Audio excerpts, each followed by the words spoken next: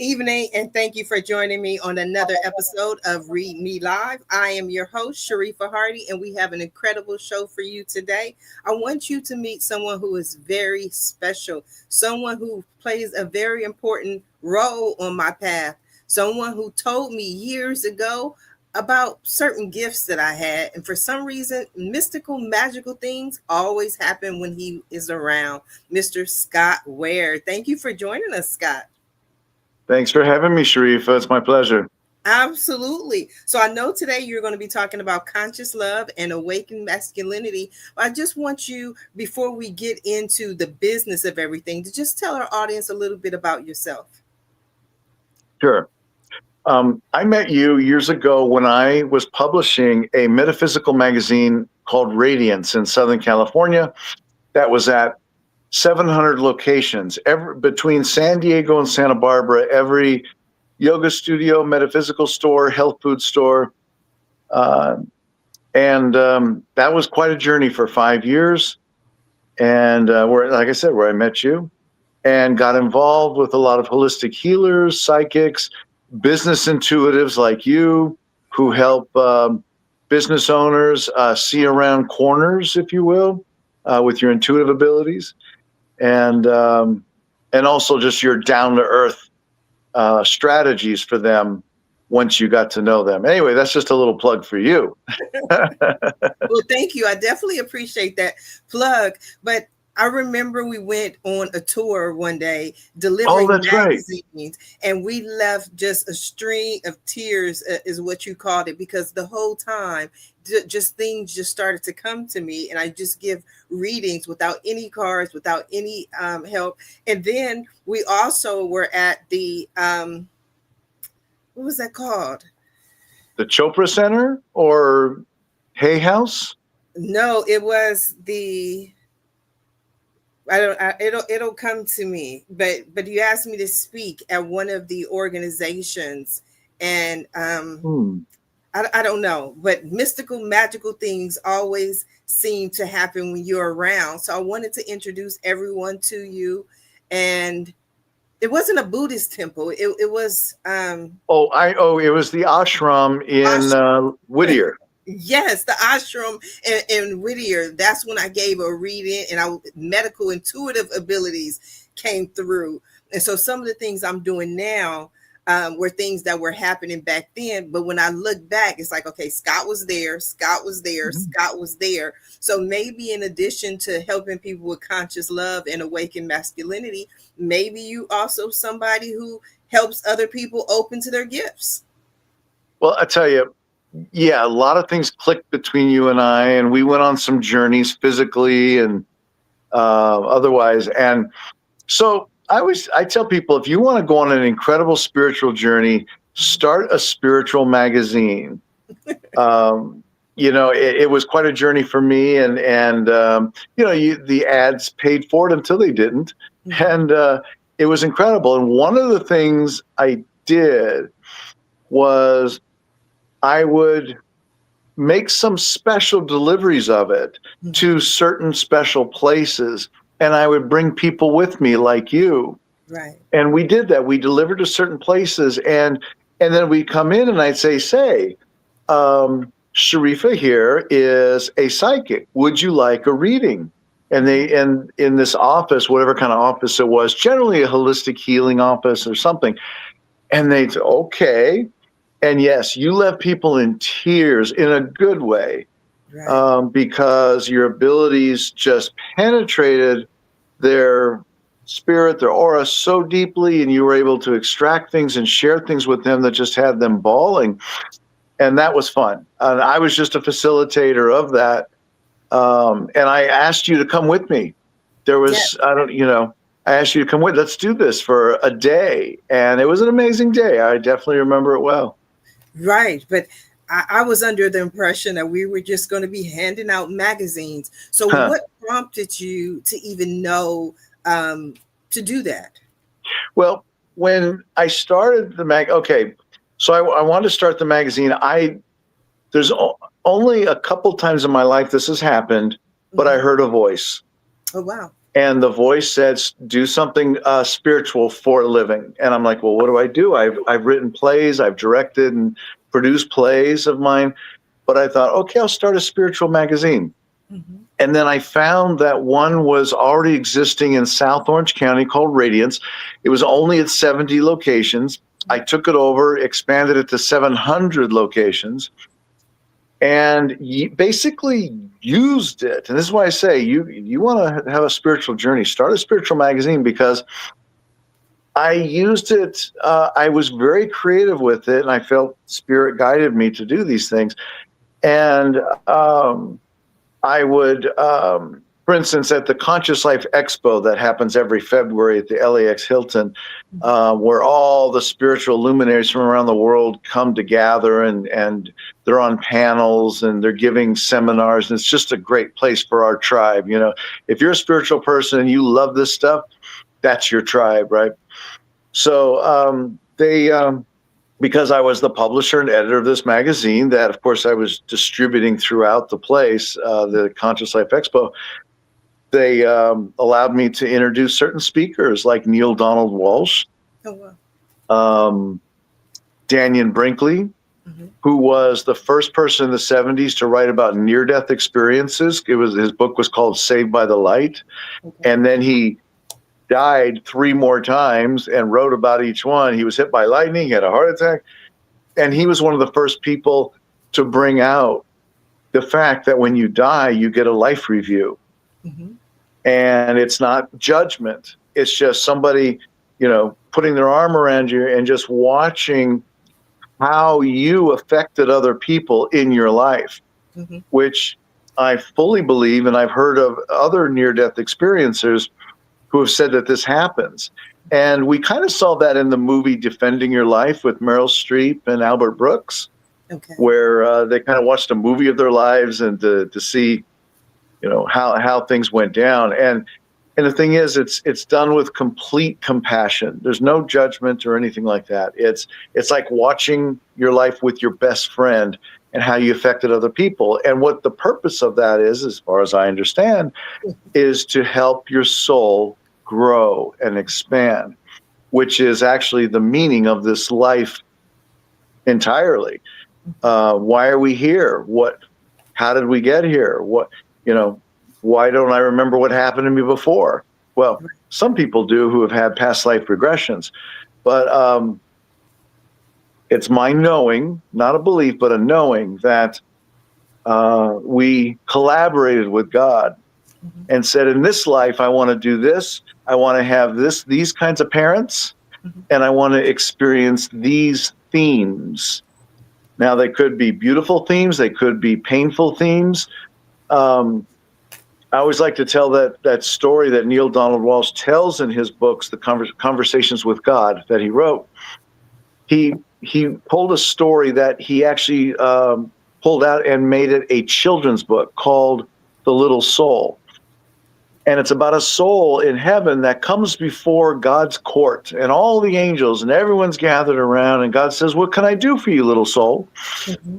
And the little soul says, well, I've heard about these incredible things that are happening in this special realm where there's polarity and right and wrong and black and white and up and down and cold and hot.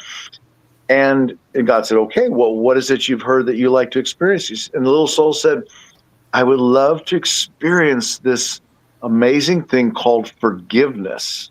Oh, wow. That's important. And God said, well, I can do that. We can do that. But someone will have to go down with you and smite you so that you may have something to forgive. Mm-hmm. And one soul raised a hand and said, I love you enough. I love you so much, I will go down and smite you. Okay. So that's essentially the story. And it really allows us to forgive forgive others that we've had judgments about, because actually they're just playing a role. Right. And they're playing a role whether they've hurt you, me, people we love. And if you understand and believe that there is no death, really. Mhm. We never actually die. Um, we're eternal. Our Right. souls are eternal. Now, it appears that we die. We have a length of time that there's in this polarity, in this existence, there's something called time. Right. Well, in eternity, there's no time. If you're like some people say, we're actually in heaven right now dreaming this life, which I think Right. is kind of a beautiful sentiment. Bashar says that. And, Ooh, I but love watching for sure. yes. And it's, you know, it's just a beautiful thing to go, okay, you're in that happy, blissful state, but when you're there, you can't experience love in the way that we know love to be as humans, Right. and or forgiveness like that soul wanted to experience. So we agreed to come here to have the adventure and experience of having our mind erased, Hmm. to not remember that we're actually one with God, that we're a part of God, Hmm. and to come down here to believe we're separate, and then to make the journey to remember. It's never, you don't have to learn anything. Nobody can teach anything. It's just about remembering. It's about letting go of things that Hmm. are in the way of your knowing your true self. And your true self is divine, glorious, beautiful, wonderful. And we've forgotten that, so that we could experience this polarity of good and bad, and good and evil and whatnot. So I love to talk about this because it's a good reminder to not get caught up in worldly things. Right. Be in the world, but not of it. Don't let current events eat you up.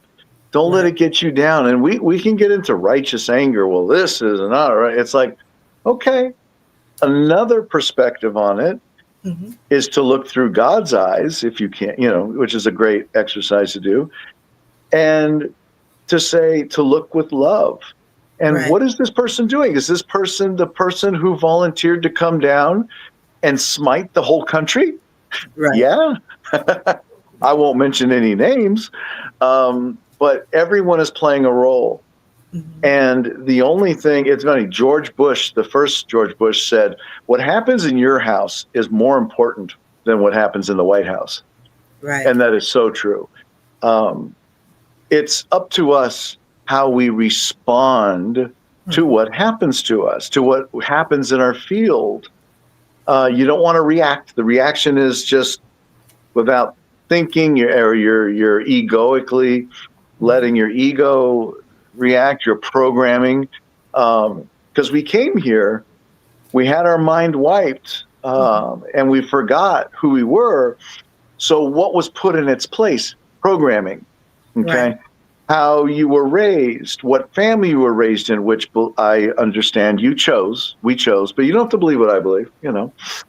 But I tell you, it's actually very empowering to think of things in this way, that everything that's in my field, Hmm. I put there. I'm responsible for. Hmm. Guess what? When I think that way, I am no longer a victim of anything or anybody. Then I'm asking myself, what can I learn from this? What is there for me to learn from this? I put it here for a reason. And by the way, those traumas Hmm. that we work on healing, which is wonderful. Um, those traumas are so important. And some even call them treasures. Now you say, For what are you talking about? I would, what happened to me as a kid, that's not a treasure. Well, it's like, okay. And I'm not going to tell you anything it's between you and your therapist, or you and you. And, but I'm just sharing what I know for okay. myself, let's say. And what I know is anything I've experienced in a sense of trauma taught me so much, Hmm. taught me more. They say failure teaches you so much more than success. Well, Right. failure is painful, Yes. for various reasons. And, um, it's there to teach us. We learn the most from it. And Hmm. that's why we're here, to expand our soul, for it to grow. And I'm going to Hmm. throw another curveball, if you will, out there. Aliens, Okay. who a lot of people mistake for angels. or angels who people mistake for aliens. Okay. Just to throw that out there, you don't have to believe it, that they're one and the same. But, and this is why, people say, well, where's the Bigfoots? Where are the aliens? Are they anywhere? Why aren't they contacting us? Or are they out here? Are we alone? Well, most people know we're not alone. But here's the thing. We can't see them. They don't want us to see them. And here's the thing. There is a law of the universe that they shall not interfere with life. It's interesting because Gene Roddenberry, who created Star Trek, mentions this in Star Trek. The canon of Star Trek is such that the prime directive is that they shall not interfere with a species on a planet that they visit. Well, guess where Gene Roddenberry got that from? He was in a living room in the San Fernando Valley listening to a channeler who was channeling an alien who talked about that. And that's Bashar, who's being channeled by Daryl Anka, who many of us know for decades has been channeling this being or group of beings called Bashar. And he talks about that he is a first contact specialist for us. And he's helping us get ready to meet him. Well, these aliens are watching us with great interest because we're true badasses. We just 8 billion of us decided to come here to party. Okay. There's 8 billion of us on the planet. And so, you and I know people personally that are healers who have gone like, oh, this is the last time I want to incarnate on Earth. I'm so done. I'm so tired. It's like, okay, I get that feeling as a human. When you go into the afterlife and you go through what you go through and you may feel a lot differently, but it's up to you.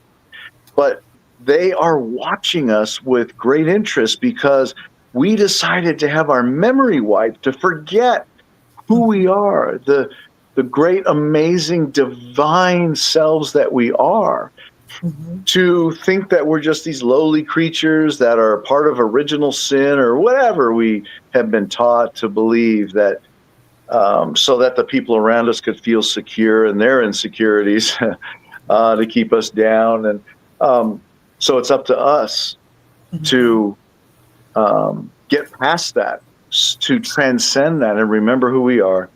And these aliens are watching us and they're like, wow. And some of them apparently don't even have souls like we do. They're not reborn like we are. That's a whole other subject. But they're watching us with great interest because it is a remarkable thing that we've allowed for ourselves to do, to come down, memory wipe, do the work it takes to get rid of the impediments that we accumulated in childhood that kept us ignorant. Anyway, I've been going on and on, Sharifa. Say something. Well, I'm letting you have the floor. It's so interesting. And I was listening to you, Scott, and one of the things that I have to say is you have grown. Like, not that you were, but I can just see your growth. I can see your wisdom. I can see your reflection. I can see a whole different side that I just absolutely love. So I think that's wonderful. But you talked about so many different topics, and I want to go back to the beginning. I want to go back to when you were talking about Radiance Magazine, and Radiance Magazine opened up these doors for you, and it allowed you to meet so many different people, so many healers, so many people who've experienced near-death experiences. Now, but when you spoke of these near-death experiences, it almost appeared as if it was a first-hand experience, because you said, I believe, and then you said, no, I know. So how did you come about this personal knowing? I would say mostly through meditation. Okay. I have not died. I mean, I'm a 3-time cancer survivor. You could say I almost died. Yeah. And I've done plant medicine, and that's definitely, ego death, which is just an expression. An ego can't die, but it can definitely take a beating. But no, it's just a knowing. I mean, the thing is, like, for instance, I went to one of these events called Contact in the Desert, and there was a woman up there speaking about the fact that she'd been abducted by aliens over 200 times. Oh, wow. And she happened to she was a camera person on Baywatch of all things. Right. And the alien crafts would come over the water. She lived near the beach, and she was taken. She remembers the experiences. And in fact, Daryl Anka, who channels Bashar, he did the artwork for her book. So there's that connection. And you're listening. I'm like, do I believe this? And let me tell you, after an hour of hearing her talk about these different experiences, I allowed myself to believe her. And I said, you know what? We know truth when we hear it. Right. And for people who talk about, people who don't know don't accept Jesus or don't read the Bible, they're not going to heaven or whatever. I know it's kind of an old-fashioned view, but I think some people still hold that. And then you think, well, what about all the people that are born on islands and in places that'll never see a Bible, never hear about Jesus? Right. Well, we were given the gift of discernment. Right. And inside of us, we know truth when we hear it. Right. And listen, my truth, your truth, nobody else has to, it's a personal thing. Nobody else has to understand it or put you, pat you on the head and say, you did good. It's not about that. You find your own personal truth, right. your own personal Jesus or what have you. And if there's one thing I would say to people, it's like, I have nothing to tell you except listen to yourself. Okay. Yeah. And I know you say the same thing, Sharifa. It's like, go inside.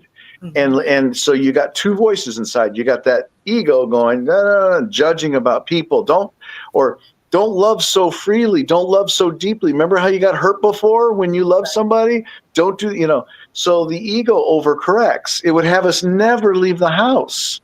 Right.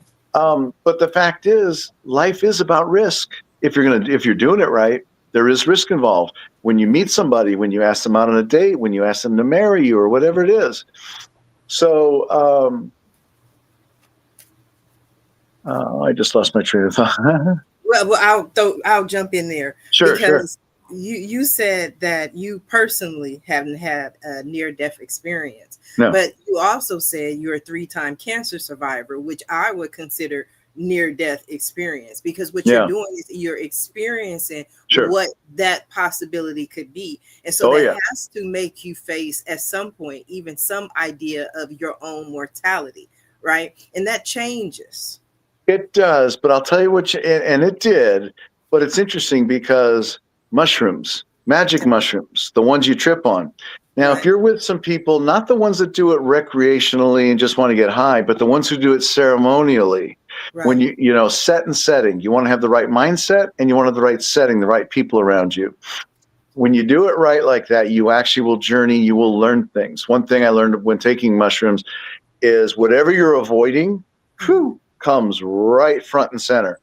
And one of the reasons they legalized it in Oregon was because it has the ability to take away the fear of death. Okay. Which I felt it leave me. I didn't even know I had it, but it left me. And I felt, of course, more connected to everything. But people in Oregon made it legal because there were people in hospice who fear death. And I can think of few things more horrible than being on the edge of death and fearing what's coming. But they took mushrooms and the fear of death left them and they were not suffering anymore. So I love that. And so that gave me, in the cancer, gave me a different understanding of death. Latinos have the Dia de las Muertas. The Europeans understand death better as a part of life. And but Americans as a whole don't do so well with death. Everyone thinks they're going to live forever and they're going to win the lottery. Right. That's like right below the surface, everyone thinks that. And, it's the odds are you are going to die and you're not going to win the lottery. But so I became friends with Daniel Brinkley, who has sat bedside, the one who had all those near-death experiences.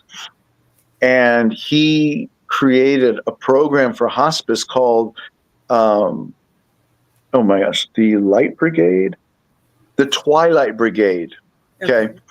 And which you kind of get the meaning of. And it's how to meet the needs of the dying, which is why now I volunteer in hospice, because I have a special relationship with death. I know I can bring the calm. I know what's next is beautiful and amazing. And not just because thousands of near-death experiencers have expressed how much euphoria they felt until they were yanked back because it wasn't their time to go. Right. I know it from the psilocybin, but I also just have the knowing deep in me. I know what's next is beautiful. So, and I'm trying to get Danyan to write a book about it, because when I talk to him on the phone, I'm like, we got to be writing this down to help people.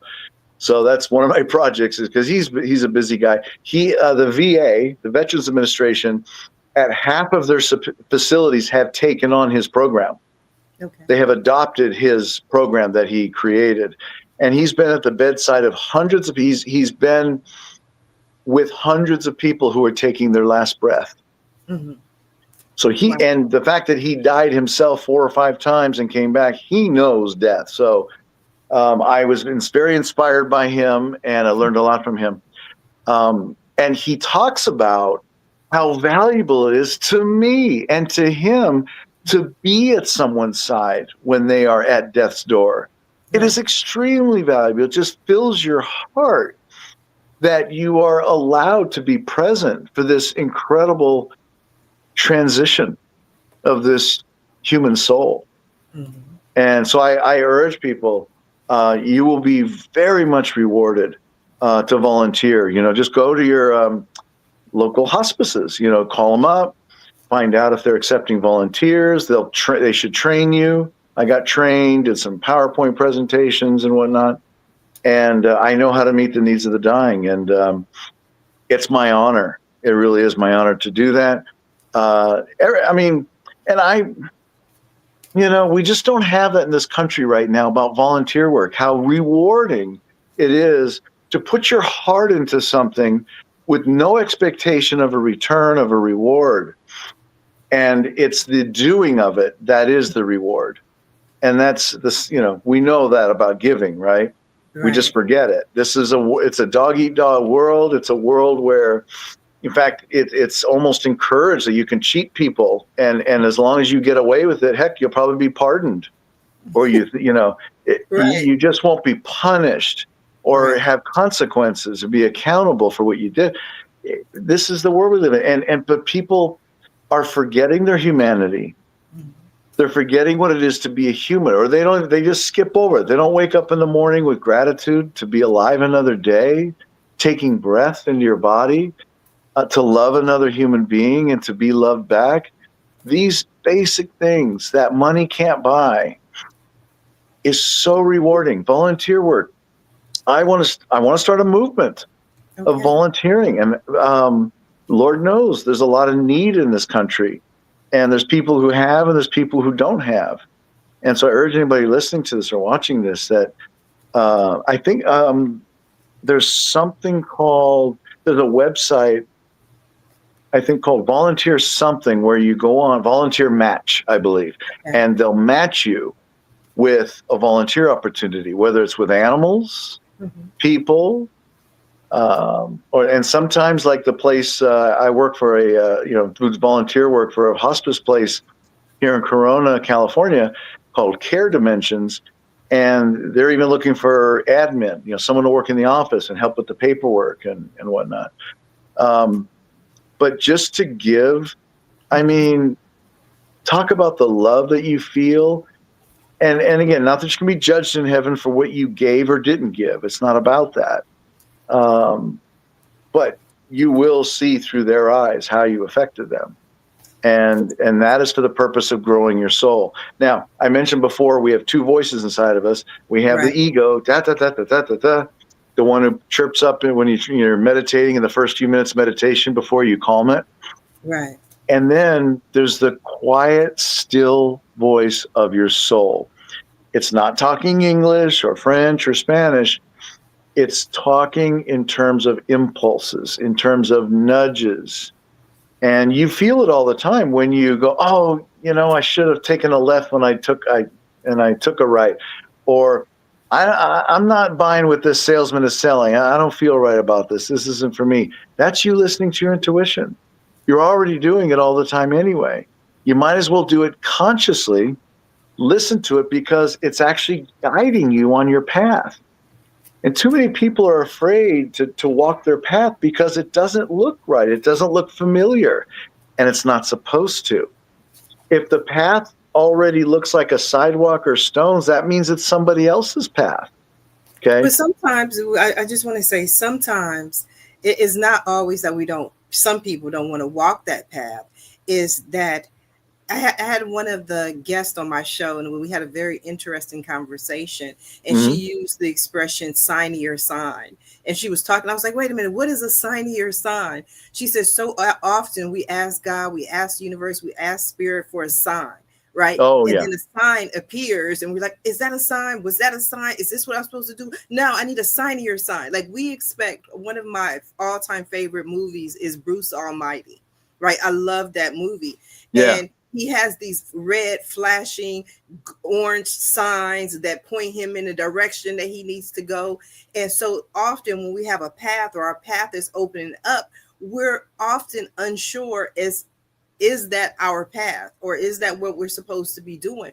Like for me, my mom told me 20 years ago to do more readings and go be professional reader. I went on this journey where I met you and met so many other healers and psychics and mediums and channels and so many wonderful people. But I was like, okay, how do I know this is what I'm supposed to do? So I don't think it's always, about being not wanting to take that path, but not always knowing if that is our path.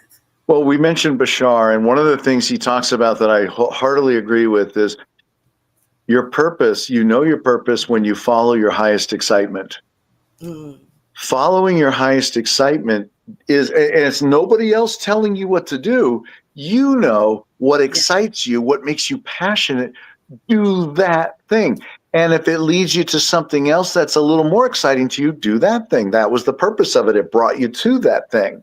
So right, this may not be your final stop, but when you follow your highest excitement, that means you're saying, I trust myself to right. know that I can tell myself what I should be doing with this body and with this spirit and with my energy and my love. Mhm. And it's always going to involve love. It's always going to involve your heart. The soulful messages from our intuition comes through our heart. The heart's attached to the soul, Mhm. and it's a beautiful thing. Now, if some people say, "Well, I love being a musician, but I can't make a living being a musician." It's not about making a living. Yeah, we got to make a living. We got to pay the rent. That's fine.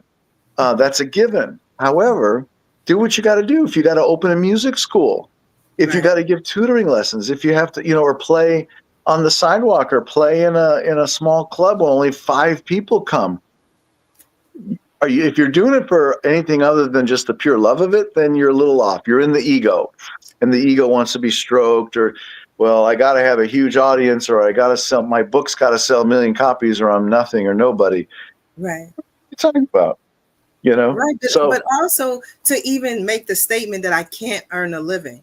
I truly believe that if it's a desire of our heart, God will make a way because we were all given at least one talent.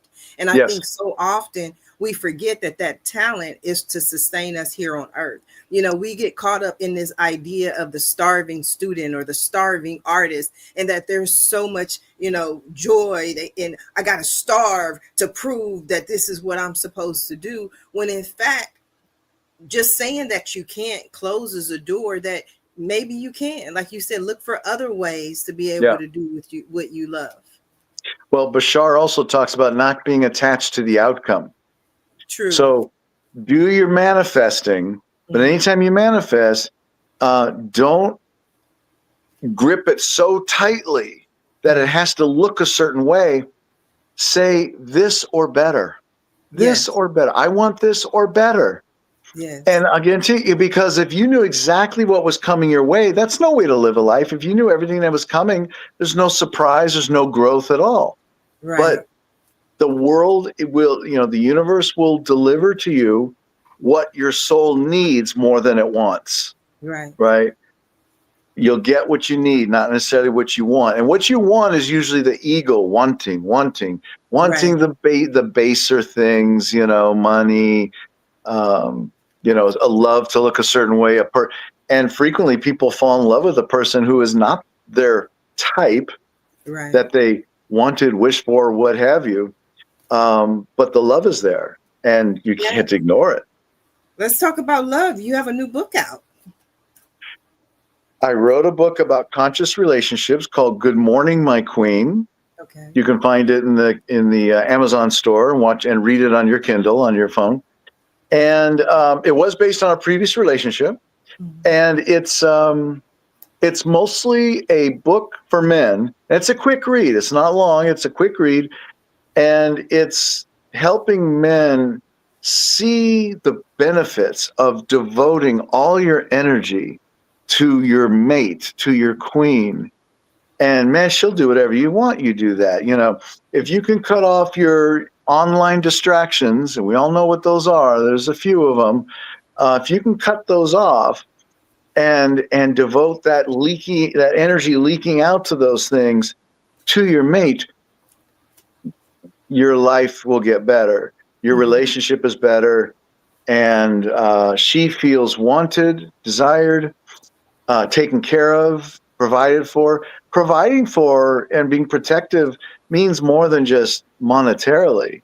Right. It's well, you can discuss. You tell us, Sharifa, what do you value in a man in a relationship?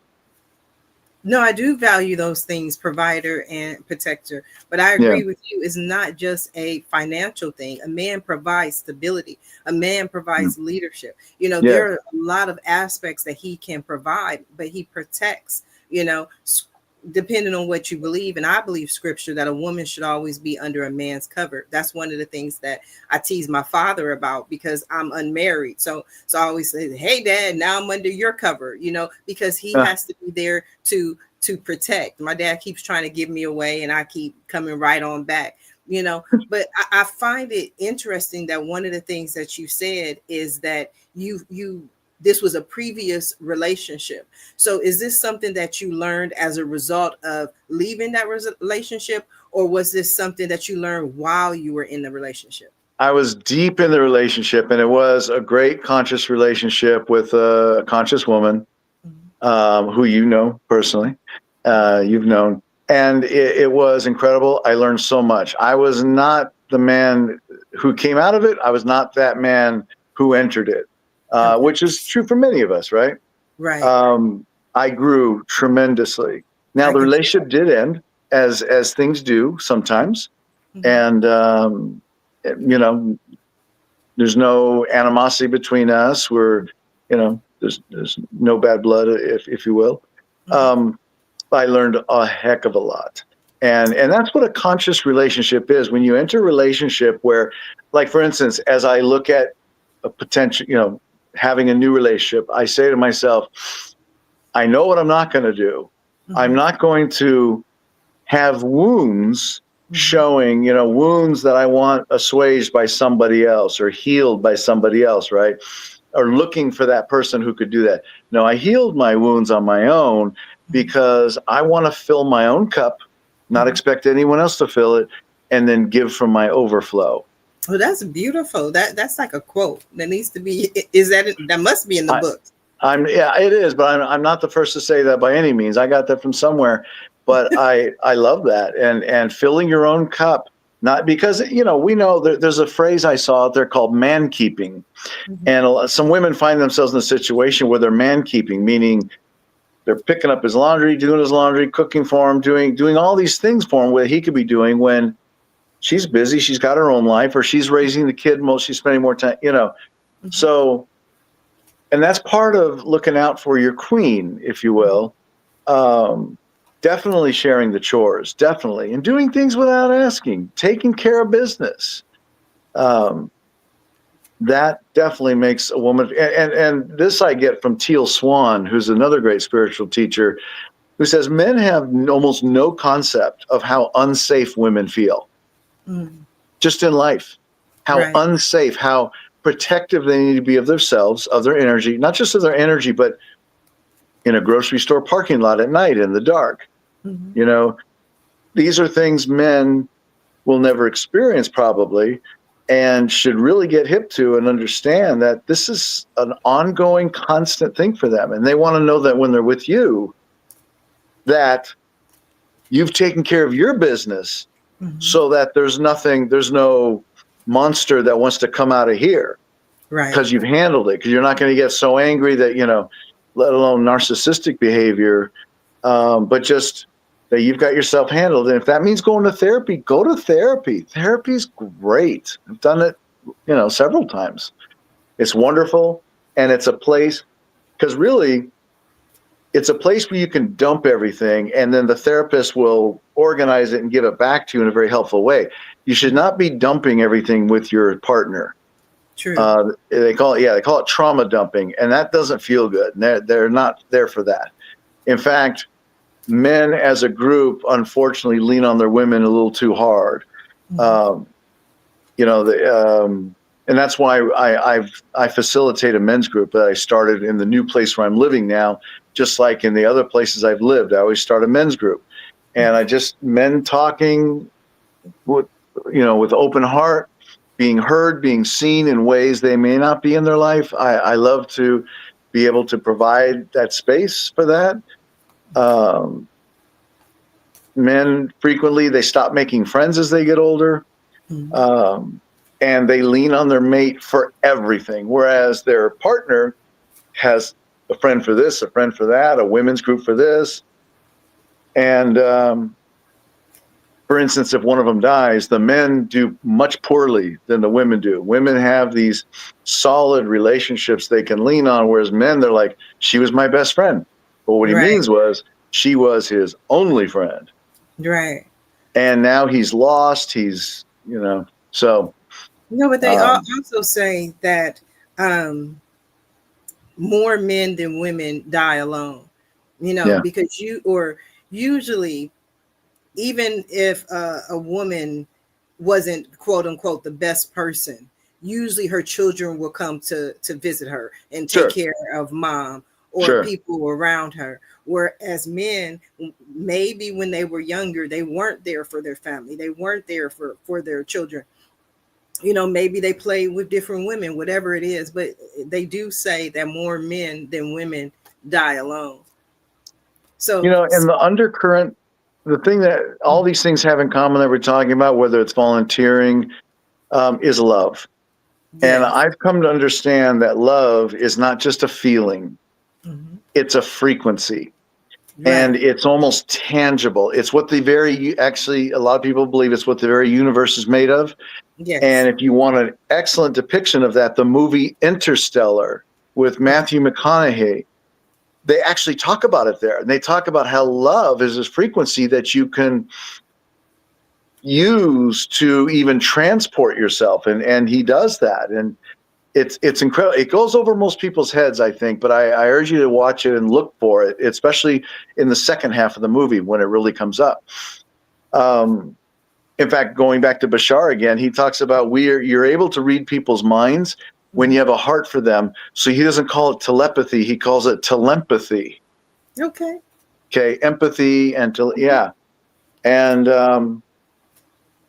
it really is the unified field that we need. That is there already. We just need to tap into it to heal this world. And We and do. that's the other thing. I mean, whatever you think of the world, whatever you think of politics, whatever you think of what's happening, um, Martin Luther King said that you can't fight hate with hate. You have to fight hate with love, which Right. feels counterintuitive. It doesn't feel right. It's like, what? But the Mhm. fact is, and I probably have heard this word Ubuntu, which I Yes. believe is the word that a certain African tribe, when someone is acting out, they're acting up, Mhm. acting out, outside the norms of the tribe. Do they punish them? Do they give them time out? Do they spank them? No, they love them back into the tribe. They Mhm. literally physically bring them in, hug them, love them, and make them feel heard and seen and felt. And man, we're so far from that now, but that's what we're here for. If we wanted utopia, like a lot of healers are like, I'm so tired of being boring. And it's like we came from a utopia. Okay. Right. That's what the blissful state of the other world is. But we came here to experience forgiveness. to learn to forgive, and to heal, the world. And there's plenty of that to go around. I we're, definitely ne- agree. we're we're almost never going to run out of enough opportunities to bring our heart and our love to heal. And that looks many different ways. Oh, and I remember when we started talking about the idea of talking today, I was thinking, let's talk about a very an issue that polarizes people: abortion. Okay, some people believe you can't tell a woman what to do with her body or what's in it, and other people believe that the fetus in the woman's body supersedes all rights of the woman. And I would say this: instead of taking a side, instead of getting involved in the politics of it, and this versus the other, us versus them, say, what does a world look like where abortions are never sought after, that abortions are unnecessary? How do we create that world? Now, I don't have all the answers, but I have the right questions. Okay. And I'm not here to give answers to tell people what to do. Nobody likes that, to be told what to do. But to ask that question, it suggests to me, okay, we got to love our daughters a little more. We got to bring them in, bring them closer. How do you do that? There's a lot of ways to do that. I'm not going to tell you how to do it. You can figure that. Some people, it's been shown that sex education lowers the rate of abortion. Yes. There's a direct connection. But a lot of people say, well, I don't want people teaching my kid to be gay or trans or whatever. I'm not want the government to do that. And it's like, okay, well, sir, then you come on in and teach for a day, okay? And get your neighbors to come in and teach the sex ed that, again, that's just one solution. Yeah.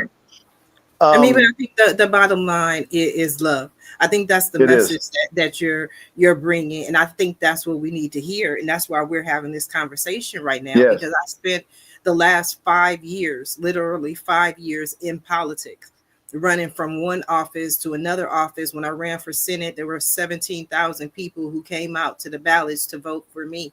Nice. But I said, after that, I said, is this really what I want to do? Do I want to be in politics? And like we talked about earlier, what brings you joy? What brings you happiness? And one of the things that I really enjoy is the podcast. I've been doing the podcast for years. I love reading for people. And so I've been able to combine it on my path and what I wanted to do. So we wanted to do a reading for you tonight, Scott. I love it. I just want to say one more thing on it. So okay. just tap into the love that you already have.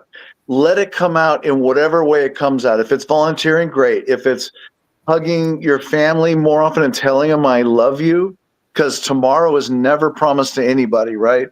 So say you love them now. Don't wait. Don't hold back. Whatever love looks like to you. And Neil Donald Walsh has said, what would love do now? What would love do now? If we ask that on everything, we'll be on the right track. And if you're all about doing God's work, that puts you in alignment with God. What would love do now? Like, what would Jesus do now? What would love do now? You want to be doing God's work. You want to be an instrument of his peace. Yes.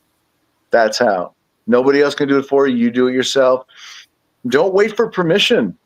Be a self-starter on that. It's already there. Scott, at the end, we give you a whole section where you give them you're ending the show. Go ahead with the reading. We're not ready to. You probably know the cards better than I do, Scott. Nah, I want to hear. Go ahead. You want to hear? Okay. I do. So I've been sitting here this entire time shuffling. Shuffling for me is my sign to spirit that I'm getting ready to do a reading.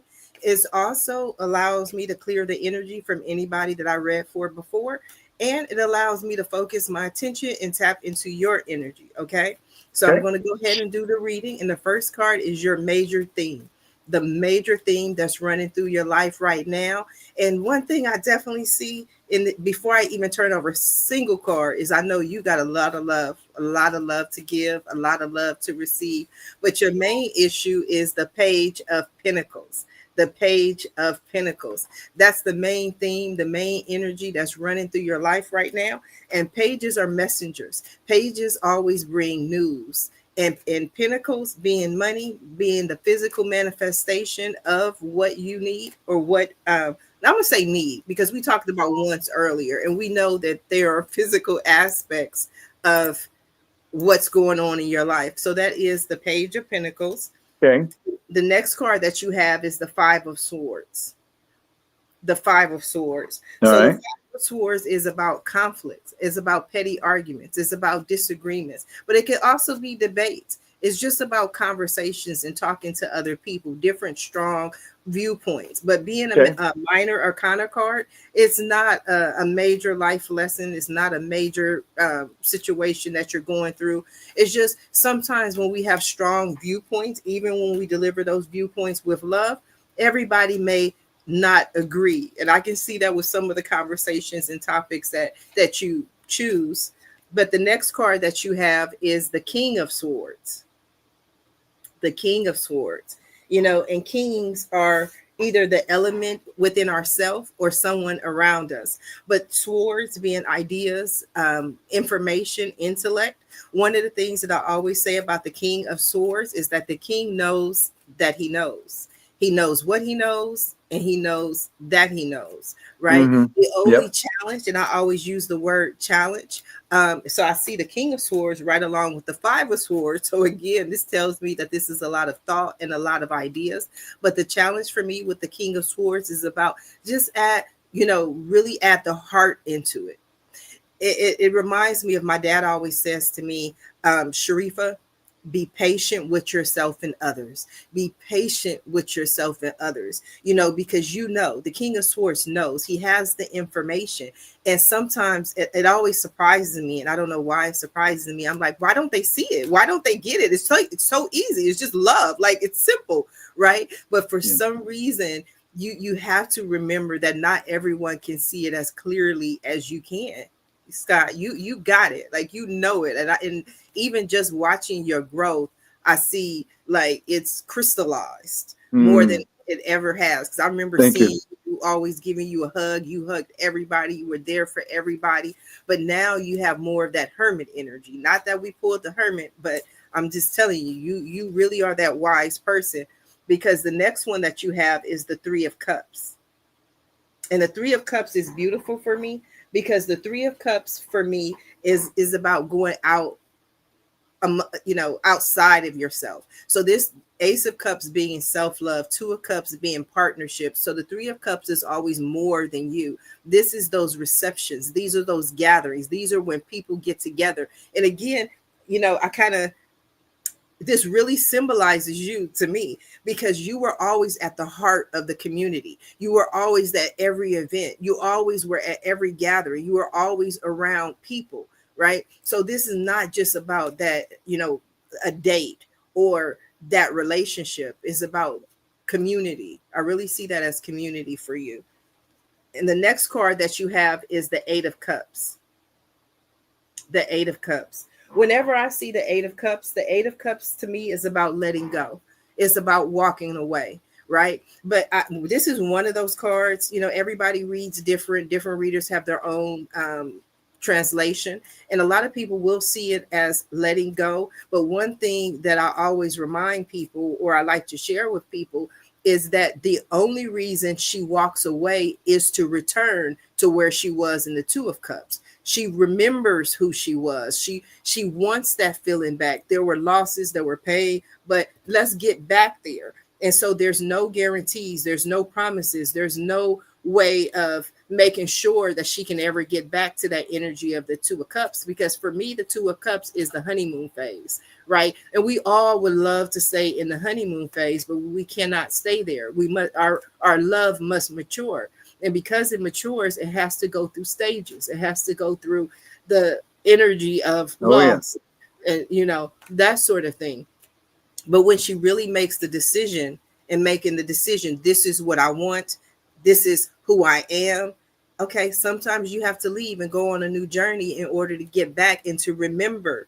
And I love that you said remember, because when I had Jerry Yusko on my show, and somebody was talking about it was an evolution. And so they said it was the evolution in the comments. And I said, it's an evolution.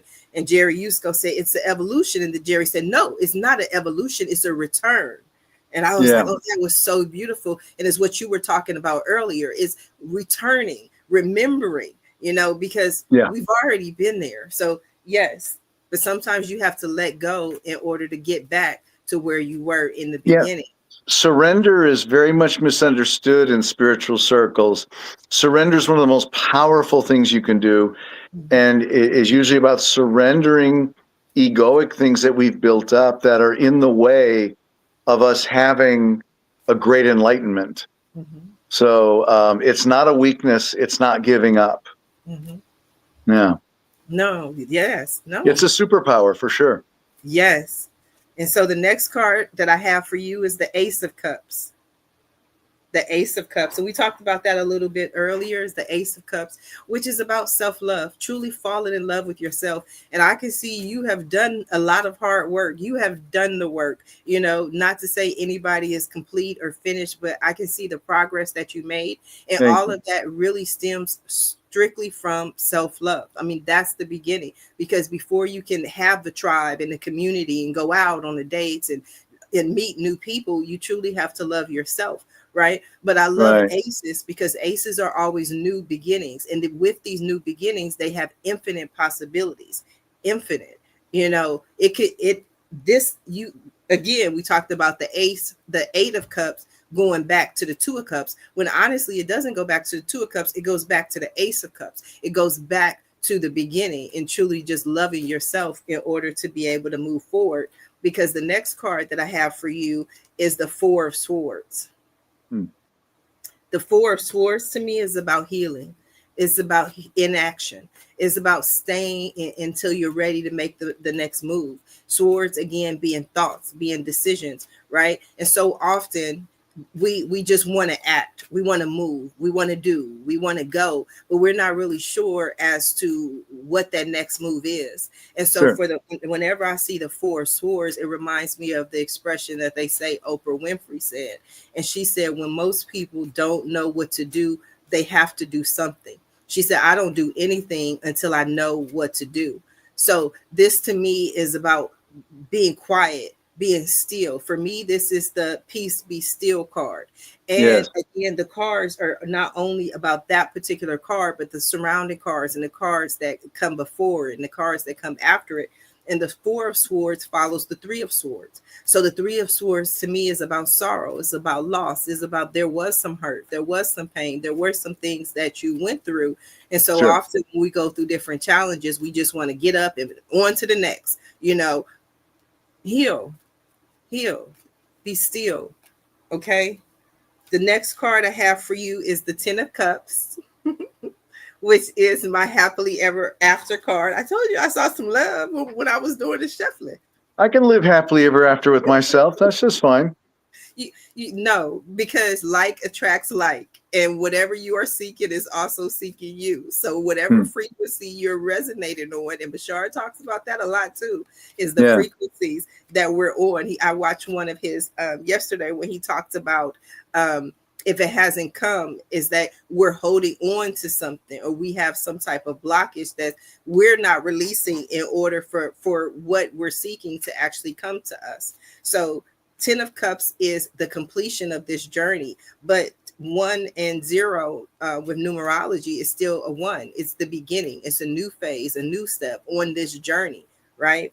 Yeah. Of letting go and this journey of self-love, right? So Yep. the next card that you have is the Hierophant. And the Hierophant to me is about spiritual truths, and it reminds me of what we were talking about earlier. Like, how do you know, Scott? How do you know? The Hierophant knows, the King of Swords knows, and they know that they know. And everybody, again, with the 5 of Swords may not agree with it. They may not like it, but the Hierophant has to speak his truth. He has to stand in his truth. He has to stand in his power, no matter how he was raised, no matter what he was taught, no matter what all the other people around him believe. This is who he is. So I did 10 cards for you, Scott.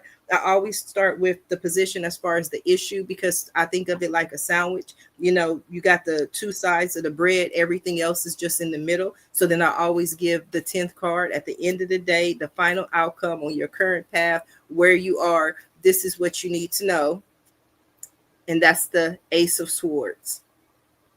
the Ace of Swords. So you got two aces. Those are new beginnings. The Ace of Swords to me is always truth.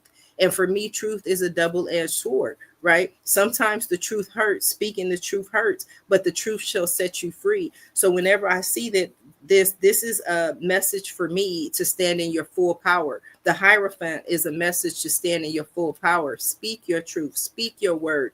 Again, back to the King of Swords. Just remember that everybody can't see it the way you see it. And so this is when we add the compassion. This is when we add the empathy and sharing our truth, right? Okay. So how does that resonate with you? Beautifully. Thank you. I loved it You're all. welcome. You're welcome. Do you have any questions for me?